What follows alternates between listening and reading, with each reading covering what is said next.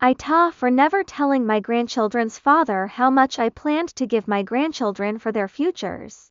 My daughter passed away when my two grandchildren were still very young.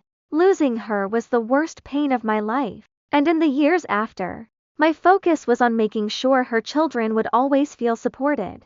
My son-in-law eventually remarried, and over time, he and his new wife built a blended family, hers, and theirs. I never had an issue with that. But I was always aware that my daughter's children were now part of a much larger household with shifting priorities. Before she died, my daughter had set aside a small trust for her kids. She was young, so it wasn't much, but it mattered to her. My husband and I decided that when each grandchild turned 18, we would give them a substantial financial gift enough to pay for school, getting a start on a home, or train for whatever career they dreamed of. It was our way of honoring our daughter and making sure her children had a strong foundation.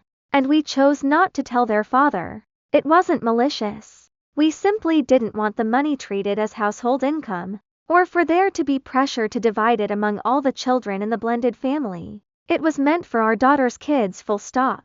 We also didn't want her children treated differently, whether better or worse, because of the money. So we kept quiet. When our oldest grandchild turned 18 2 years ago, we gave her access to the funds. She thanked us, handled it responsibly, and never mentioned it to her father. Then our younger grandchildren graduated this year. He immediately opened a high-interest savings account and told us he wanted to skip college to pursue a different career path. We supported him, but his father eventually learned about the money accidentally and everything blew up. My son-in-law's wife was furious. My son-in-law himself was deeply hurt. He said he wished we had trusted him enough to tell him and that he had hoped we would treat all the children equally. He insisted that if he'd known, he and his wife could have planned differently. Hearing that stung. I understood his feelings. But the money was never meant to be community property. It was never intended for every child in the house.